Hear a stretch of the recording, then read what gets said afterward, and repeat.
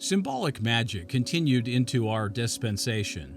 Joseph Smith and others of the early brethren used amulets, charms, and magical sigils. Symbolic magic played an important role in the restoration of the gospel.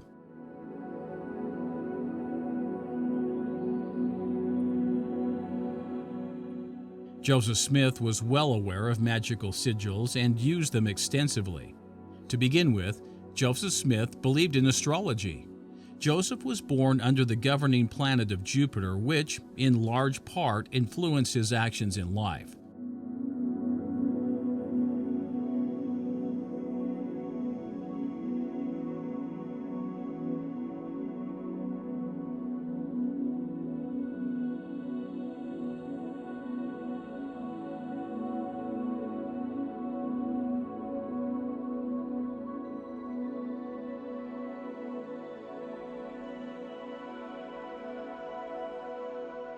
This may seem odd or even embarrassing to the modern membership of the church when astrology has been relegated to a pseudoscience.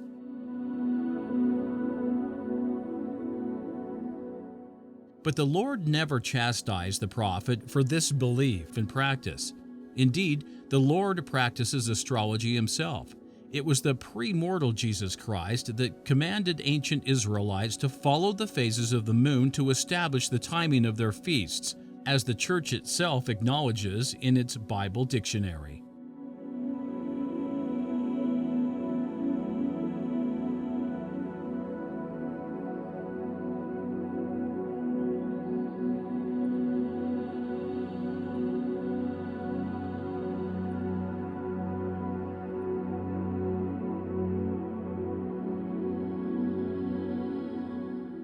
The Lord's reliance on astrological magic continued into this dispensation. Joseph's 4 yearly visits to the hill Cumorah, culminating in the acquisition of the plates, took place on the day of the autumnal equinox.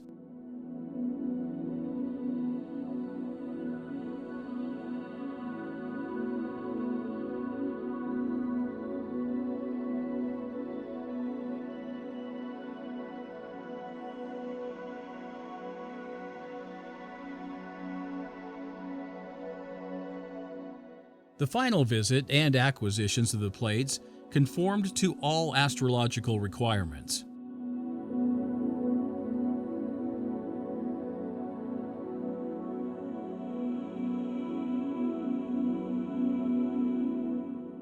Early LDS temples were constructed along astrological lines. The moonstones of the Salt Lake Temple were unique and based upon Orson Pratt's astronomical observations of 1857. The stones were arranged around the temple, with the stone representing the 6th of April being placed on the central eastern tower. The east tower was also the location of the inscription stone, announcing that the temple was begun and completed on the 6th of April.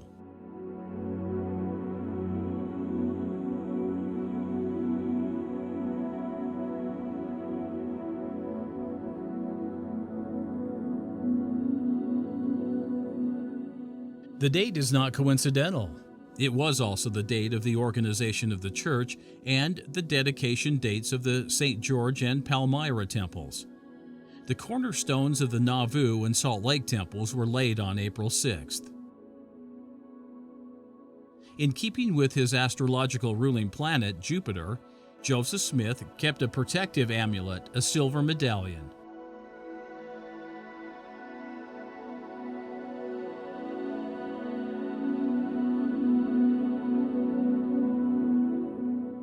Joseph carved the medallion himself and had it on his person when he was martyred in Carthage jail.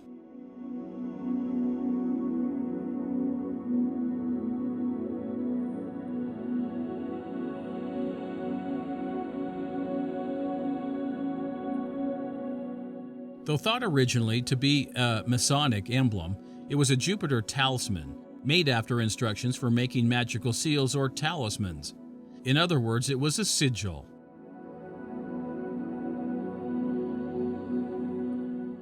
The medallion was designed primarily as an amulet for personal protection.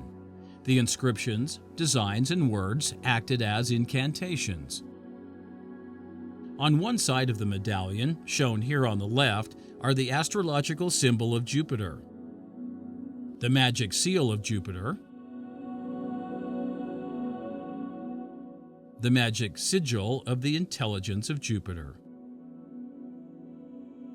Latin words meaning, "O God, make me all-powerful and many," encircle the symbols. On the other side are the astrological symbol of Jupiter. Jupiter's magic number, 136.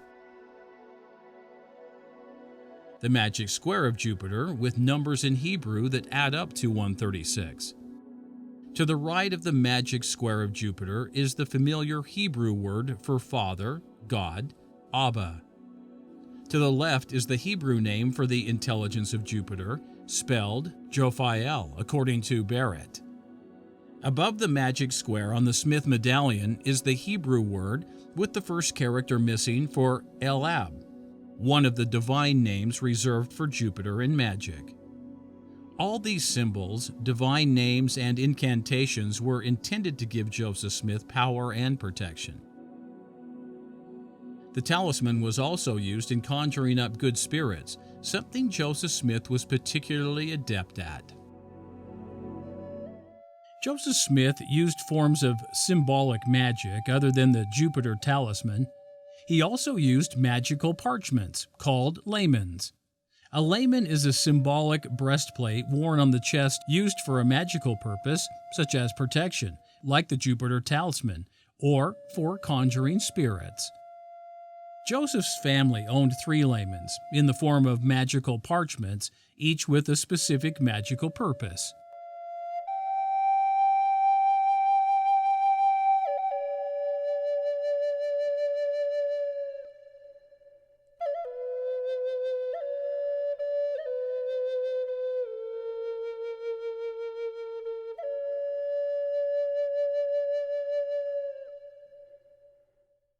The parchments were worn on the chest in a pouch.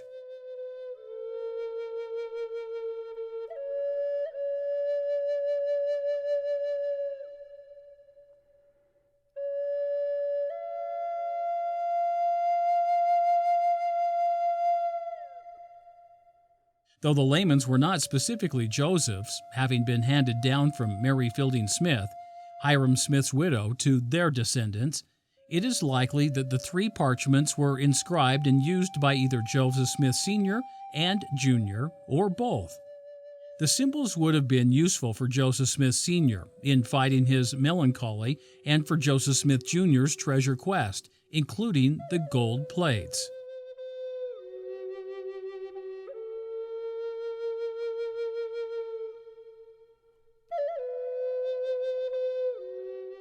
The Smith family Jehovah, Jehovah, Jehovah lamen takes its name from 3 Jehovah triads, 2 at the upper corners and 1 in the outer circle surrounding the magical symbol.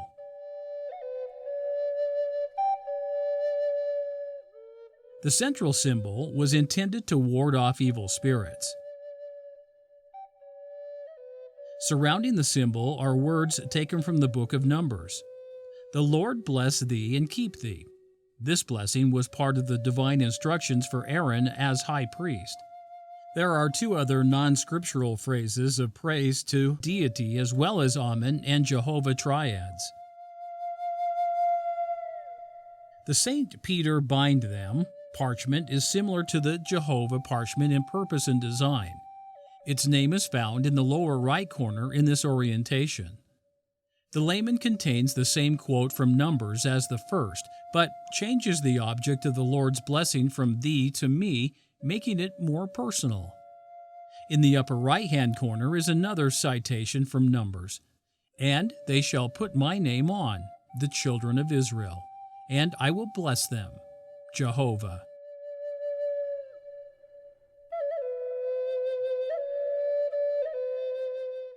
The third lamen is called Holiness to the Lord due to the inscription on top, bottom, and left borders of the parchment. As we shall see, this particular form of sigil has wider application within the gospel of Jesus Christ. On the right border are Hebrew letters forming 3 repetitions of the Jewish tetragrammaton. The origin of the phrase, "Holiness to the Lord," is found in Exodus. The Lord commanded that these words be engraved upon a plate of pure gold and placed on a mitre of the high priest, so that it would be on Aaron's forehead. In such a way, it became a crown.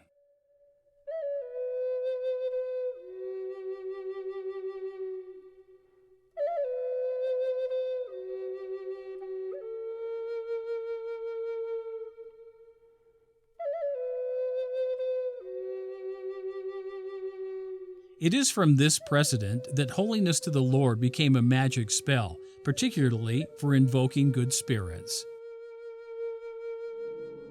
The gold plate of the high priest mitre was indeed used in ancient Jewish magical practices. For example, a silver plate in Hebrew characters and used as an amulet found near the Sea of Galilee begins as follows.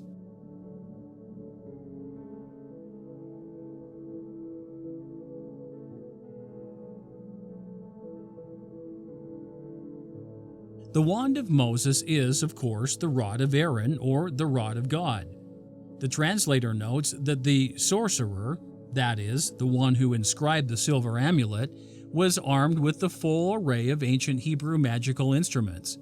This included the gold plate of the high priest mitre. When Moses sent Phinehas and the hosts of Israel to battle against the Midianites, he gave the captain of the host the holy instruments, which would ensure victory.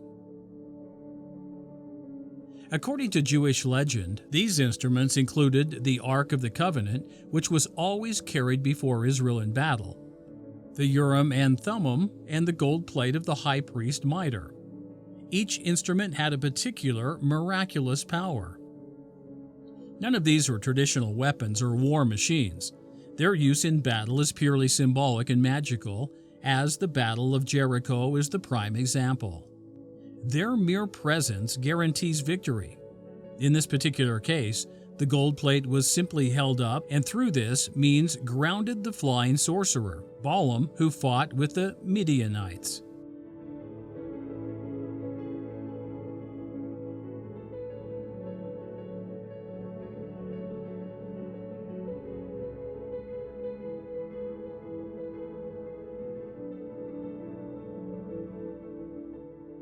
This is reminiscent of Moses holding up the rod of God, ensuring victory in battle over Amalek.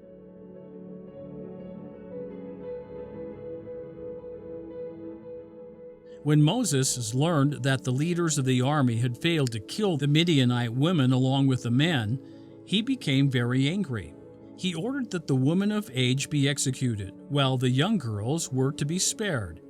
In order to differentiate the difference in the age, he used the gold plate of the high priest, which magically made those guilty of death turn pale.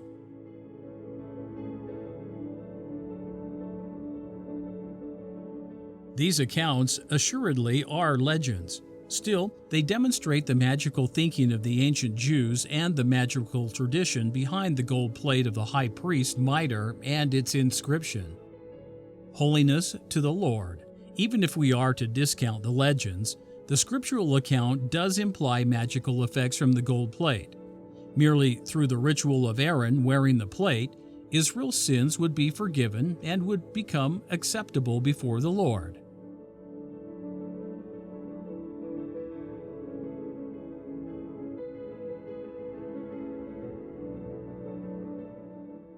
In like manner, on the Day of Atonement, where all Israel was commanded to rest and to afflict their souls, meaning to humble themselves, the high priest was instructed to make an atonement for the nation. He did so, in part, by putting on the holy garment.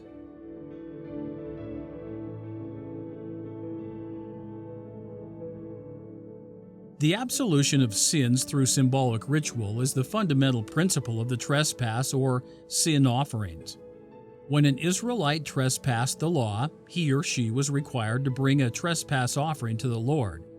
The priest, by burning the offering, atoned for the sin. Through this ritual, the trespasser was forgiven.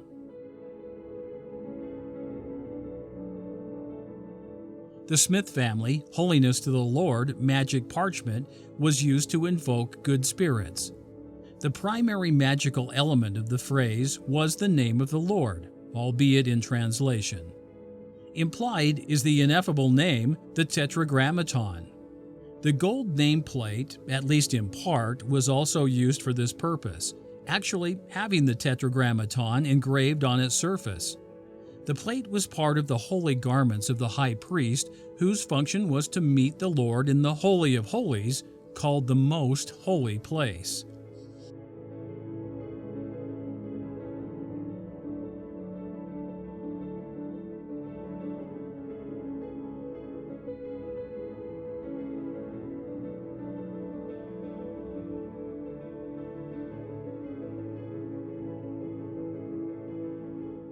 According to magical practice, the name of the good spirit to be invoked must be upon the layman and parchment. The high priest head plate included the name of God, the Tetragrammaton. As would be expected, if the plate was a talisman for invoking a good spirit by name, it was the Lord who appeared in the cloud upon the mercy seat. Magic is implicit when the high priest wears the plate on his forehead and stands as atonement for Israel before the Lord. The plate invokes the appearance of the Lord.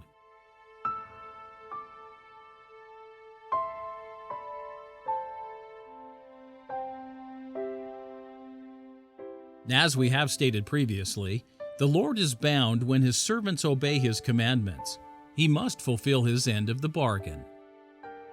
When the high priest wears the gold plate as prescribed and offers the atonement, the Lord then must stand before the high priest and accept the atonement.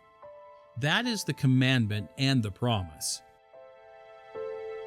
The use of the magical sigil, Holiness to the Lord, continues in modern temples. The incantation is found on almost all temples. The Church believes that the phrase merely designates the temple and its ordinances as holy. Temples are now more accessible than ever. Inscribed on each temple are the words, "Holiness to the Lord." That statement designates both the temple and its purposes as holy.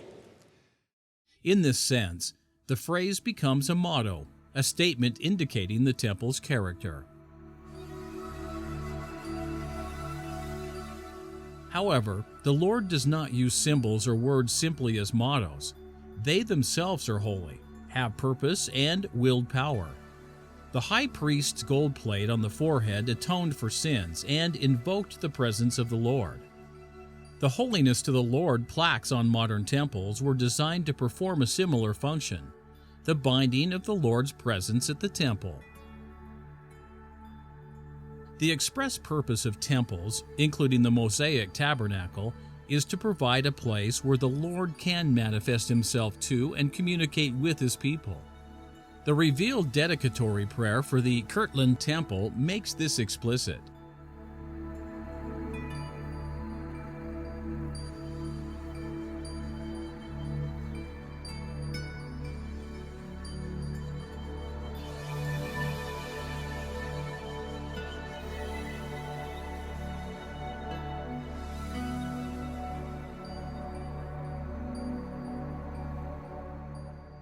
Although the Kirtland Temple did not have Holiness to the Lord inscribed upon it, it did have the name of the Lord embedded within the inscription, House of the Lord.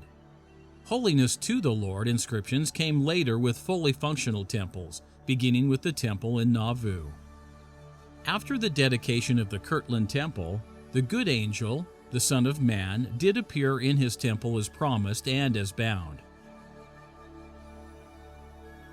He then promised to visit his people from time to time in this house. That is, he would continue to be magically bound to visit his people, contingent upon their faithfulness. Afterwards, 3 more good angels appeared: Moses, Elias, and Elijah.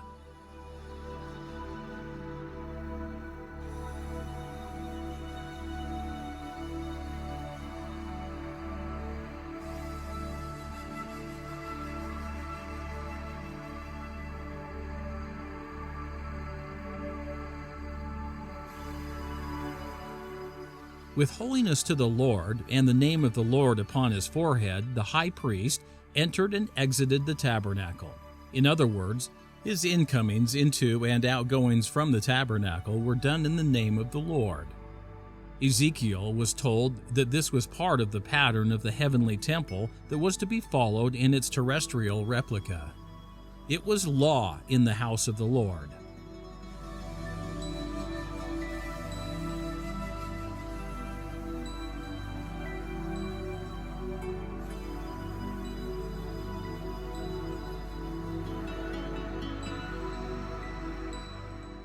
Every facet of a temple, its form, its goings in and out, and its ordinances are to be symbolically and magically patterned after the heavenly model. This law has been maintained in our dispensation, starting with the Kirtland Temple. In the dedicatory prayer, the Lord commanded that the incomings and outgoings of his people and their salutations were to be done in the name of the Lord.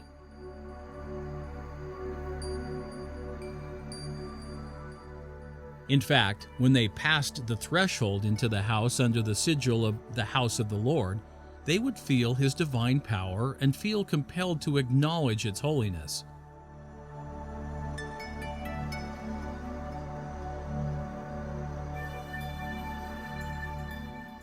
Earlier, the Lord had foreshadowed this pattern in a commandment to his saints to build a house of glory, a house of God.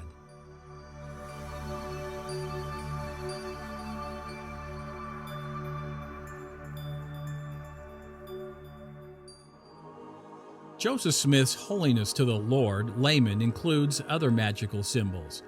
In the upper right quadrant of the parchment is a non-symmetrical emblem with 5 points and 7 internal compartments. In the central compartment is written one of the names of God, Adonai.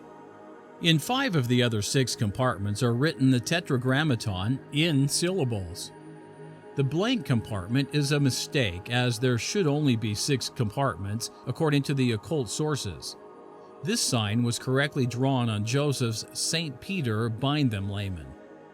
The 5-pointed sigil with the names of God served 2 purposes. First, it identified the good spirit which the layman sought to bind in this case. Secondly, it was an incantation of power following the pattern that all things should be done in the name of the Lord. In the bottom right and upper left quadrants are 2 circular sigils. Both symbols appeared in Ebenezer Sibley's Handbook on the Occult Sciences. According to Sibley, the symbol at the lower right of Joseph's layman carried the label, "Whosoever beareth this sign need fear no foe." The symbol in the upper left quadrant bore the label, "Whosoever beareth this sign, all spirits will do him homage." At the bottom center of the layman is a circle surrounded by 4 joined Maltese crosses. This same symbol is found on the St. Peter bind them layman with the name Pa-li-pa. Pa-li-pa is reported to be the name of an angel from the Jewish Kabbalah. The Pa-li-pa protects virgins and uncontaminated youth against seduction, debauchery, and prostitution. It also elevates the mind towards virtue, honor, and revealed religion. To the left of the Pa-li-pa symbol is a related sigil, with a Maltese cross above a tree-like structure. It is an obvious representation of the mythical tree of life. At the top of the tree is written the word Omega, and the root Agla. Omega is a reference to Jesus Christ as the first and the last, while Agla is a Kabbalistic name of God.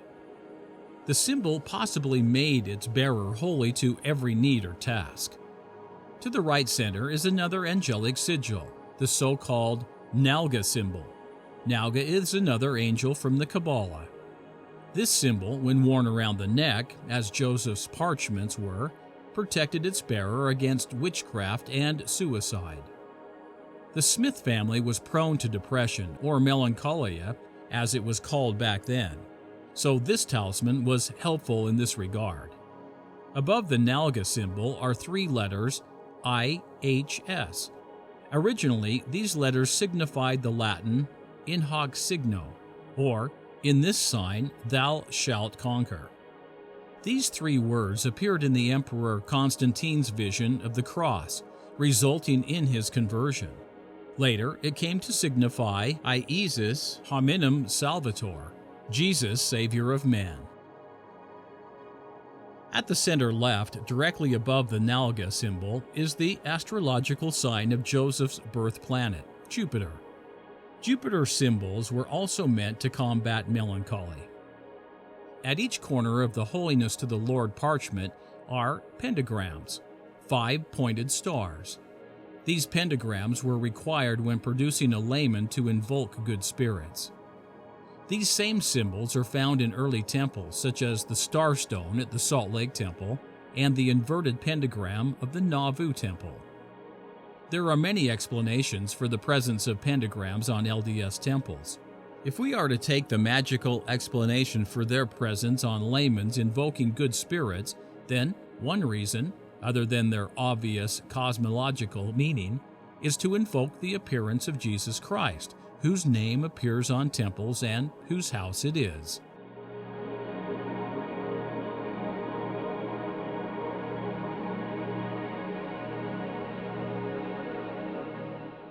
The most important symbol on the Holiness to the Lord layman is found in the center.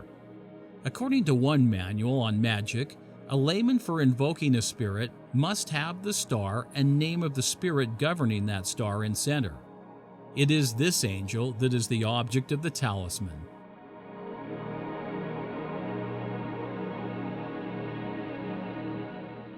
The star on Joseph Smith's layman is 12-pointed rather than 6-pointed. The name of the angel Raphael is inscribed in the center of the star. There are known 12-pointed Raphael stars in books of magic. Raphael, therefore, was the angel targeted by the magical parchment. Though Raphael is not named in the Bible, he is a prominent angel in other apocryphal works. And we know from Joseph Smith that there is an angel named Raphael, ahead of one of the dispensations. Joseph heard his voice.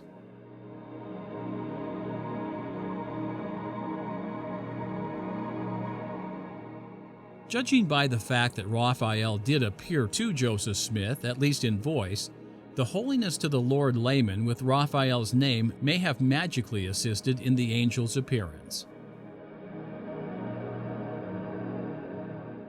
Before leaving the topic of the magic parchments, there are two important points to consider. First, while all three parchments had specific and individual purposes, all three were also used for treasure seeking. We know that Joseph, by his own admission, was involved in treasure hunts early in his life.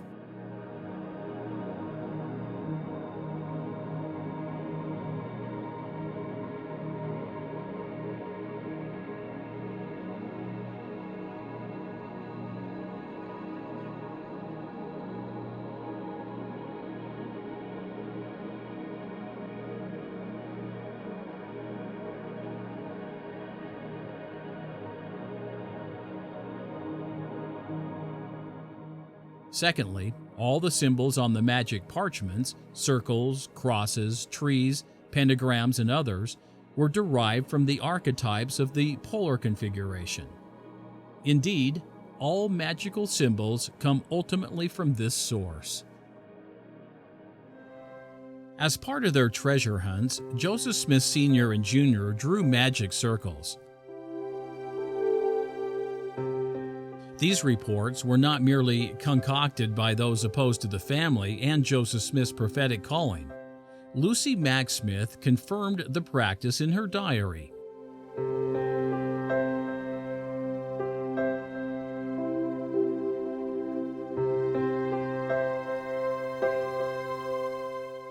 Among other purposes, magic circles were helpful in successful treasure hunting. The preferred method of drawing the circle was sword and dagger, consecrated for the purpose.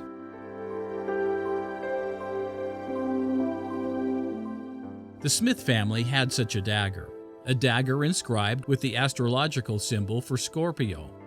and the magical symbol for the intelligence of Mars was among the possessions of Hiram Smith in 1844. The dagger was likely that of Joseph Sr., as the handle was inscribed with the magic seal of Mars. Mars was the ruling planet of Joseph Smith Sr.'s birth year. Magic circles are magic sacred spaces, giving protection and energy to those within.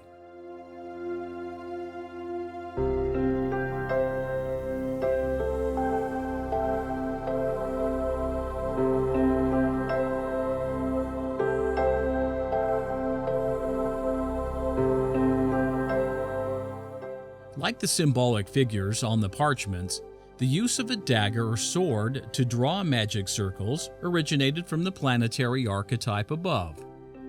The crescent of Saturn, Saturn's sickle, was the curved sword of Eden as it turned every way, meaning it turned in a circular pattern.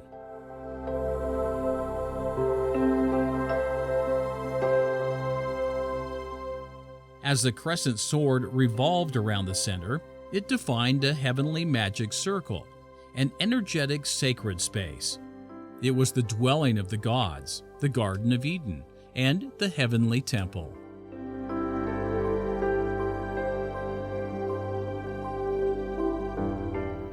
The forgotten ordinance of laying the cornerstones of a new temple according to the strict order of the priesthood implies a magic circle, or more properly, a sacred space. According to Joseph Smith, cornerstones were laid according to a specific order within a sacred geography. Each stone was to be laid by a different body of priesthood.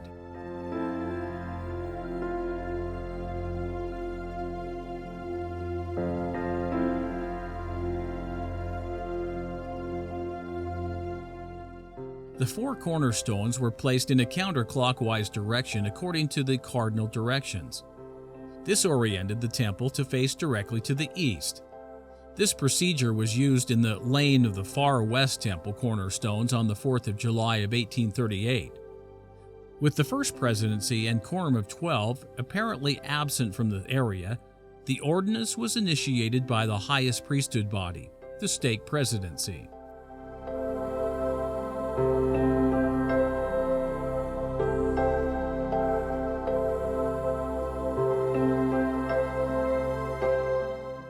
The ordinance is symbolically based upon the sacred enclosure of the polar configuration.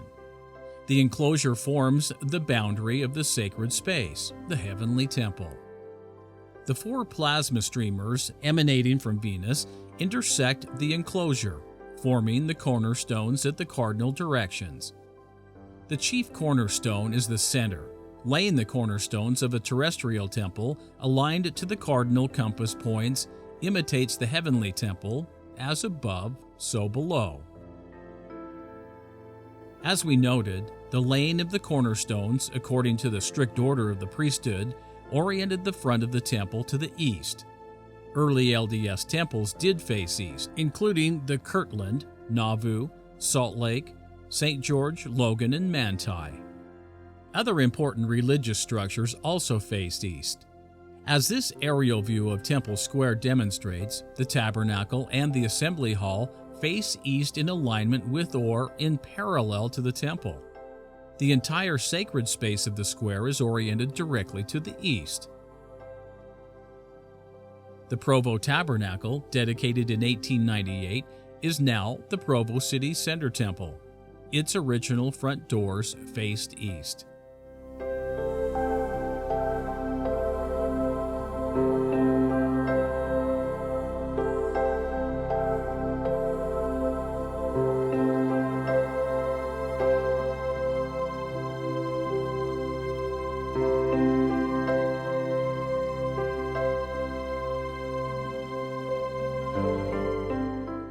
The first cornerstone of the St. George Tabernacle was laid on the 1st of July, 1863, Brigham Young's birthday.